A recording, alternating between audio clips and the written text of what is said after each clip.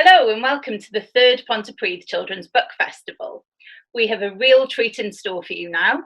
I'm really pleased to be joined by Eloise Williams. Now, Eloise is the Children's Laureate for Wales. She's the author of 4 books and her latest book, Wilde, has just been released. Now, we'll be talking to Eloise about Wilde in just a moment and about her life as an author. Thank you very much for joining us today. Oh, you're very welcome. Hello, everybody. Nice to see you. Now, let's start off by talking a little bit about Wilde. Now, it's a story packed with adventure and mystery and witches and legends and a curse. And at the heart of the story is a young girl called Wilde Jenkins.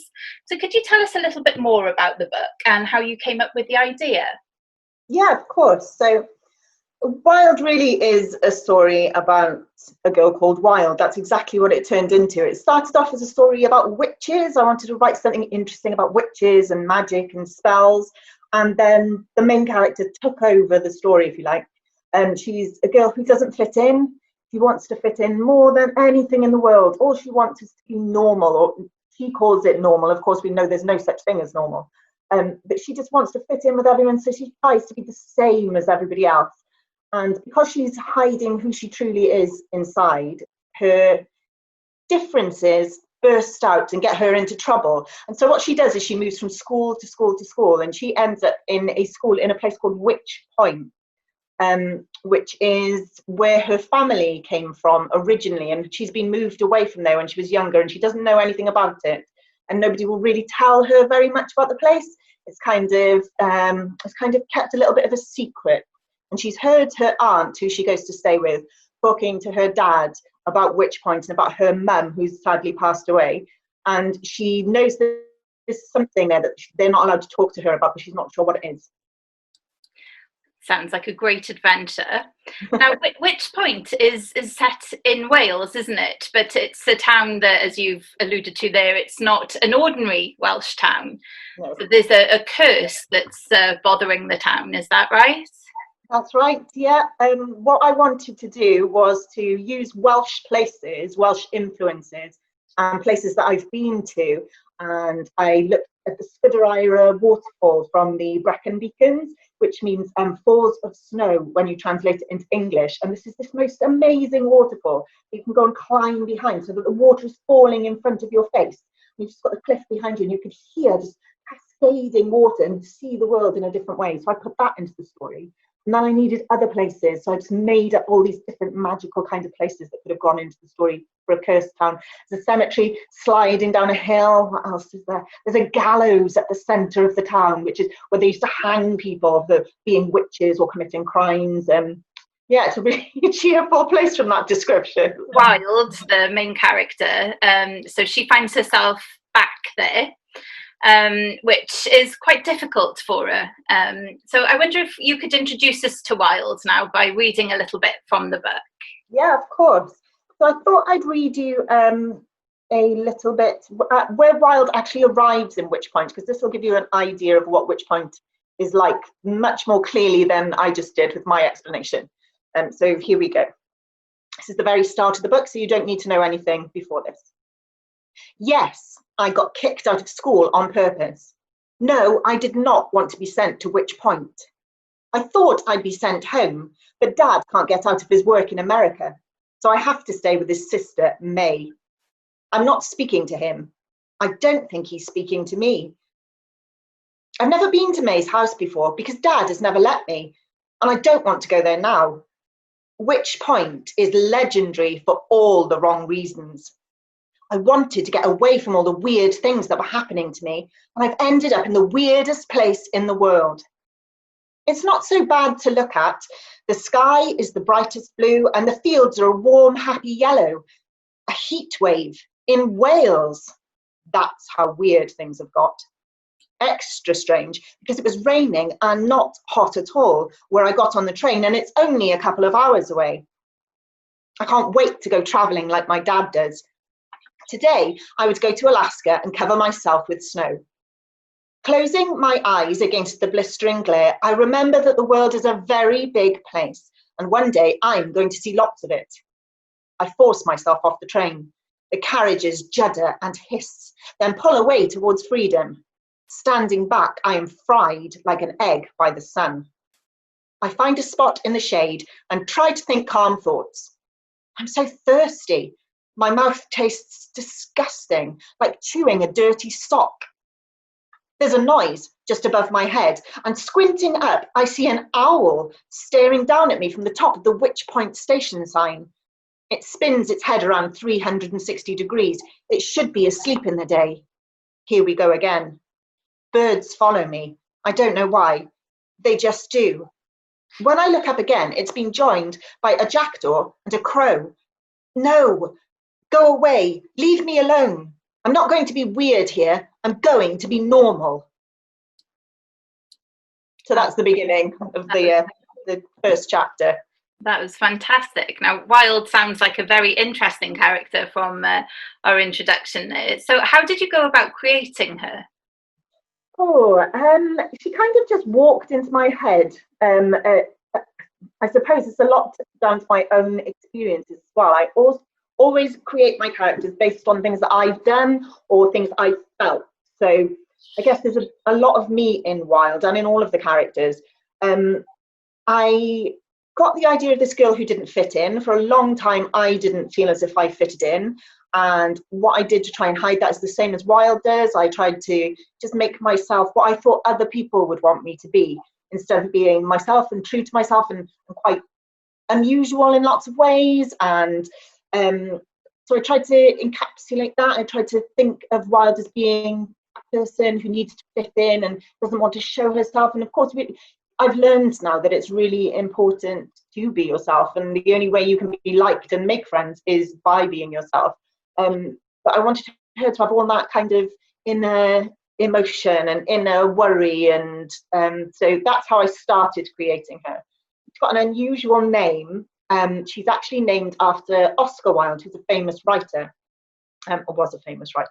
I was going to ask you about that. There are two quotes at the beginning of the book, and one is Oscar Wilde and the other is William Shakespeare. And I was going to ask why you'd chosen them and why they're important to the story and to Wilde's character. Okay, well, Oscar Wilde, I'm going to read the quote because otherwise I'm going to mess it up. Oscar Wilde said, "Be yourself, everyone else is already taken." And I just thought that was such a beautiful, beautiful quote.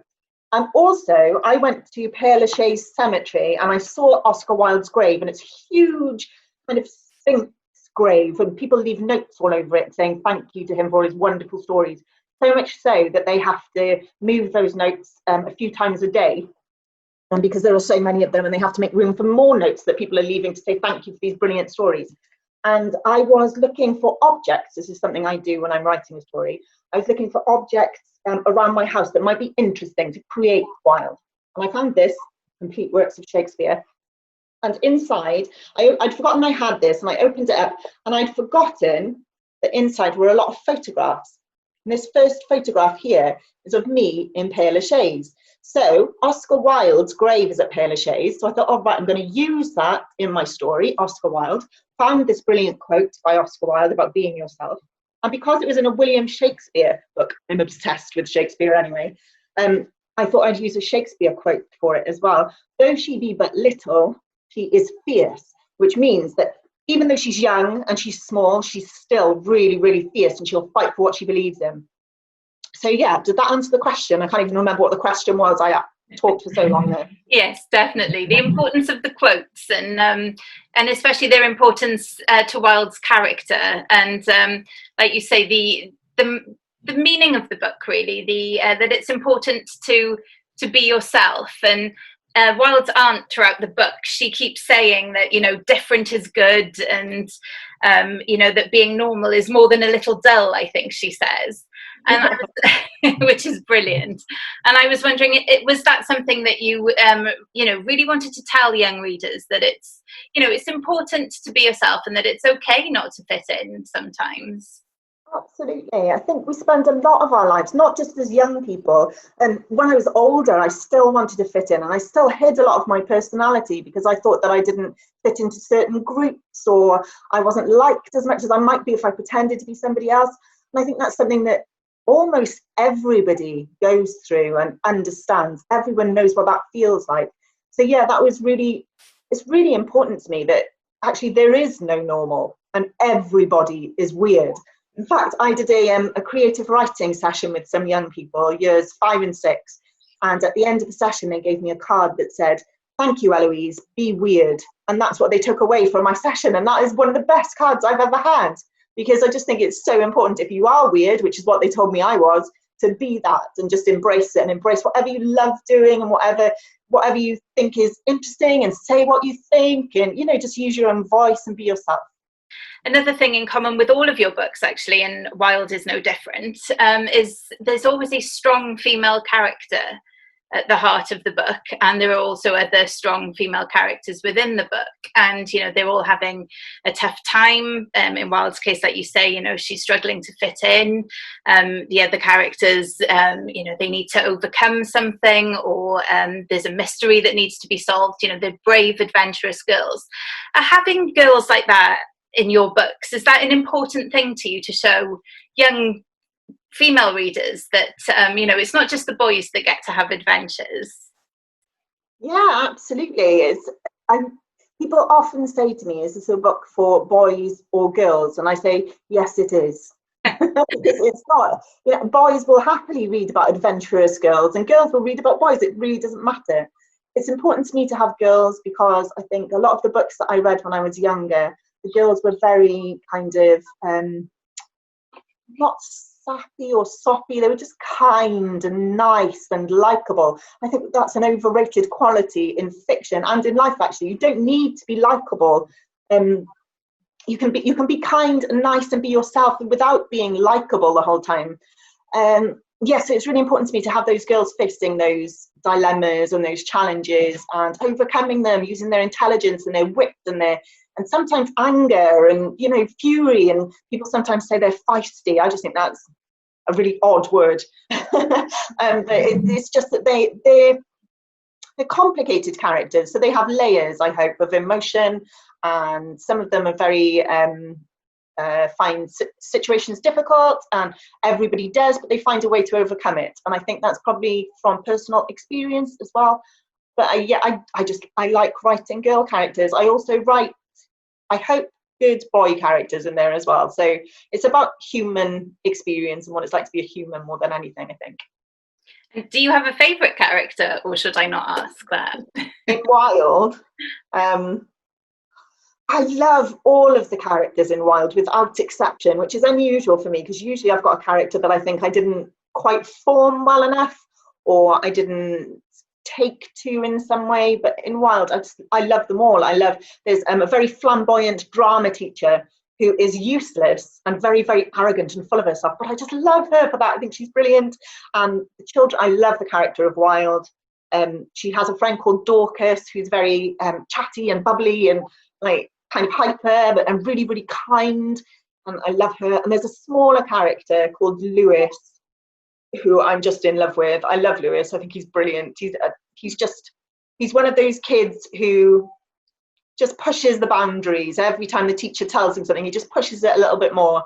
And he's got a heart of gold, and he's loyal. I think that's really important as well. So yeah, I like them all. Now, as we said, Wilde is set in a contemporary town in Wales, and so she's moved back there and she joins the school. So shall we hear a little bit more about her adventures there? Yeah, of course. So this is the bit where Wilde, actually, she's gone to Witch Point School, and this is her first day, and she is very nervous. And so this is just her joining in with the class. Peering nervously through the gridded glass, I can see a mixture of faces, like a maths problem laid out on a graph. The equal equals scared. Welcome to your new tribe. I'm led into a room of stairs. A fly headbutts the window trying to get out. I know just how it feels. Mr. Ricketts, new victim here for you. No one laughs except Mr. Ricketts and the receptionist, whose smile has taken on big, bad wolf proportions. Mr. Ricketts wears a salmon jumper and has a quiff like a fish fin. His tan shoes have metal taps to save his heels that click, tackety click as he walks towards me. I worry he might start tap dancing. Come in, don't be shy. Shy people hate it when you call them out on it. It makes it sound like a disease. I hope he doesn't try to make me introduce myself to everyone with 3 interesting facts. I'm very normal. I have no other interesting facts. I refer you to point 2. I shuffle from foot to foot and try really hard to be the same. Mr. Ricketts raps his heels like he's finished his routine. Class, can I have your attention, please? He needn't have asked. Everyone is giving me every bit of their attention. Even the fly has stopped buzzing and is pointing my way. This is Wilde, I blurt out, then feel shame climb up my face. A snigger from a yellow-haired girl with the highest possible ponytail. She follows it with mocking, sly eyes to her friends. I force my head up. I've done this loads of times now. I can handle this. Wilde is new to us today, so I need you to be nice to her, please. You'll all recognise how nerve-wracking it is to be going to a new school, but when you go up to Witch Point High, at least you'll know each other. Wilde doesn't know anyone yet. She isn't from here. You can tell. That girl again, twirling her hair round her fingers innocently and looking me up and down. What, sir? It's just an observation. Even in a uniform, I still don't match. So we've mentioned Wilde school days there. So thinking back to your school days, which were the books that you read and loved when you were younger? There were so many. I lived opposite a library, so I was like the luckiest kid in the entire world. My very, very favourite book of all time, I think, is The Lion, the Witch and the Wardrobe. If you haven't read it, you should go and read it. It's brilliant. It's about a girl called Lucy, who is the youngest of a family of 4. So, she's got 2 brothers and a sister, and they're sent away in the World War II. They're evacuated from London to stay in a big old house, and they're playing hide and seek. And very quickly, she's playing hide and seek. She gets into a wardrobe to hide from her brother, and as she's moving backwards through the coats around her, it suddenly starts snowing, and she realizes she's in a magical world. And my brain reading that book went from tiny to just huge. So that's why I like that one so much.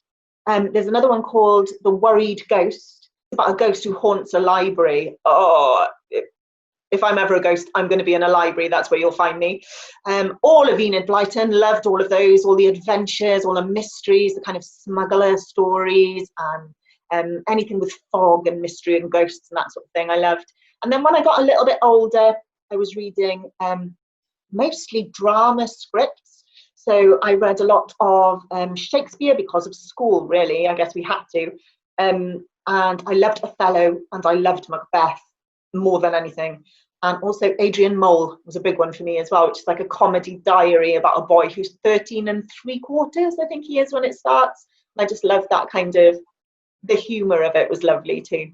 So all sorts and everything, really. I just loved stories. I still do, obviously. And do you still get inspiration from those books today? I mean, obviously, things like The Lion, the Witch and the Wardrobe and those kind of adventure stories have inspired stories like Wilde. But do you still find yourself thinking about those books that you first read when you were younger? Absolutely. I mean, I think I've looked at the books that I most loved, and there's links between all of the books that I've written now and those books. So, for example, The Lion, the Witch and the Wardrobe, Witch Point and Wilde is all about witches. And I knew that I was obsessed with witches from that time. And I was always going to write a story about witches in some way. It was just finding that story. Ellen's Island and Sea Glass, my seaside stories, if you like. And Ellen's Island has been compared to Enid Blyton in that it's a very kind of cosy, cheery, happy seaside adventure, I suppose, about a girl who goes to stay on an island and has to look through a map and work out a clue and all sort of, typical kind of Enid Blyton stuff. And The Worried Ghost, ghost stories again, Sea Glass. I wrote a ghost story because I just loved ghost stories from then, so I can link all those different books all the way back. And of course, in Wilde, there's Shakespeare. They do a Shakespeare. Oh, is that giving stuff away? They do a Shakespeare. there's Shakespearean stuff in there. So I don't want to give too much away, but Wilde has got this Shakespeare book that her mum has left her, and there are clues in there that she has to unravel. And also she finds, and I don't want to give too much away, but she finds an attic full of costumes because her mum used to put on plays in the garden, and those costumes are from A Midsummer Night's Dream, which is a Shakespeare play. So there's a lot of different things that I read when I was young. I've not used Adrian Mole as yet because I can't write humour. It's too difficult for me. There are brilliant, funny story writers, and I'm not one of them. Oh, we'll keep an eye out for a funny story, maybe sometime in the future. Then Yeah, you might have a long wait. Now, you're the first ever children's laureate for Wales, which was a position that you took up last year, and you will hold until next year, I believe. What's the best thing about that job? Oh my gosh, that's a really hard question. There are so many good things.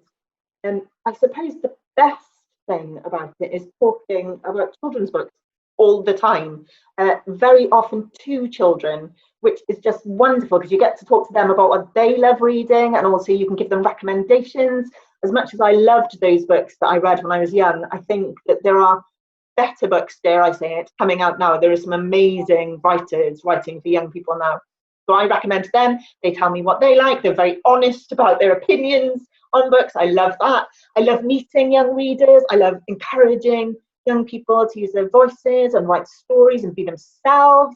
And like Wilde, you've got to be yourself to be liked.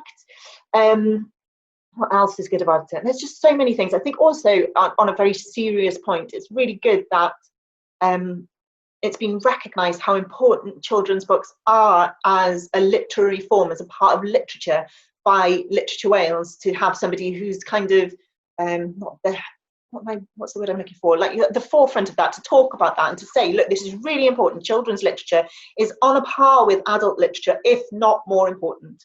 So it's all wonderful. I mean, it's just wonderful. I couldn't feel more privileged. And what advice would you give to any young people listening today who would like to be writers when they're older?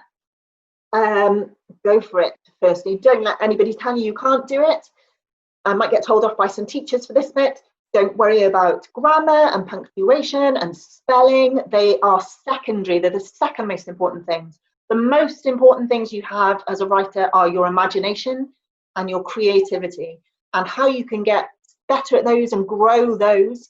If you think of them like trees, I suppose, growing outwards, is use your imagination by reading things and imagining things. Just let yourself look out of the window and just imagine worlds and just make up things, make up stories, tell people stories. Creativity comes with just making, writing stories down, practicing. The more you read, the better you'll be able to express yourself because you'll have more words to use. So yeah, I would just think about imagination, creativity, and worry about the rest of it later on. Yeah, that would be my advice. The last time you were with us at Pontypridd Children's Book Festival, I remember you saying to be a detective in your everyday life, and to carry a notebook around with you, and to really sort of take notice of what's going on around you. So what detective tips would you have for anybody who's planning on writing a story? Yeah, detective tips. I like that. A really good exercise, I think, is to close your eyes wherever you are, wherever your setting is. If you can go to your setting for your story, great. For Sea Glass, which is my last book before Wilde, what I did was I stood in the woods and I wrote down, I closed my eyes and I listened to sounds, as many sounds as I could possibly get. And I just wrote down all of those sounds. As many as I could think of. Sounds far away, sounds close to me, sounds inside my own body, all sorts of sounds. Then I did the same for what I could see. So I looked at what was far away, what was close to me, what it looked like in different lights, different weathers. So just really observe what's going on around you. Use your senses, that brings stuff to life. So if you can detail things, notice things other people aren't noticing. I think you will see things in a different way to other people. So we might all look at the same picture, and you might notice something that's going on in one corner, and I might notice something that's going on over here. So just notice little things, keep your eyes open, keep your ears open, and think about how you can express that in your own way. Does that make sense? It does. That's good advice. Yeah, and the notebook thing, take a notebook, because otherwise you end up writing on your hand, which I do not advise, but I have done lots of times. Do you find yourself doing that, writing on your hand or on little bits of paper that you have with you?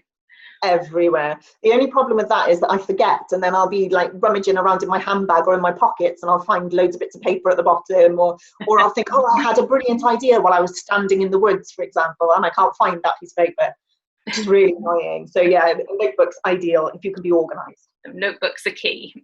Yeah. Now, as part of your role as Children's Laureate, you've been setting weekly writing challenges for the past couple of weeks. I wonder if you've got one that you could share with us today for anybody that's been watching today that really wants to get started on their own story now. Of course, absolutely. So what I do very often when I'm starting a story is I collect objects and I see how they fit together. So for Wilde, what I did was I looked around my house. I got some really strange things in my house. Here's one of them. I've got to be very careful with this because it's about to fall apart, I think. Can you see it? It's a bird's skull. I found this on the beach and I just thought it was so beautiful. So I brought it home. So I thought, right, I'm going to use that skull in my story somehow. What else can I use? What random object have I got? What else did I have? Oh, my Shakespeare book with the photos inside. Just having a look at the mess that I've got around here. What else did you have? Oh, yes, a brooch. I had a broken brooch. Raven brooch. Now this isn't the one, this is I think that's a seagull, I'm not sure, but I've lost that brooch. So I put these things together, all these different items. So in my book I had a photograph, I put the photograph there, I had a skull and the Shakespeare book, and I thought, right, they all belong in Wilde's suitcase, so why is she carrying those things in her suitcase instead of clothes? She doesn't think that clothes are that important. She just takes a few bits of black. She likes black clothes. So what I'm going to advise you to do to start a story is to look around your house for random objects. Doesn't matter what they are. I've just chosen a few for my next story. Bit of a secret here for you. Someone sent me something with some purple ribbons. You can use this if you don't have anything in for your story around your house. I bet you do. I'm going to use this in my next story. That gave me an idea. They also sent me a sparkle hog. He's sparkly. So I'm going to put sparkle hogs, and also I found some honesty. So I've already, with these 3 things, begun to put a story together. So you need to collect 5 random objects. The more random, the better. The more they don't fit together, the better. And then decide who would be carrying these in their suitcase. Why have they got those things in their suitcase? And how can you create a story from that? Mind map your story or write down any ideas. You could draw a picture of the character with the suitcase. Think about the history of those pieces, those objects, and then you could begin to map your story. By map, I mean actually draw a map of where your story is set, because I always do that as well. Is that any good? That's brilliant. Thank you very much. Well, I think we'll leave it there for today, Eloise. Thank you very much for joining us today for the Pontypridd Children's Book Festival, and I hope we'll see you again next year. Yeah, definitely. Thank you so much for having me. It was lovely to talk to you. Thank you very much.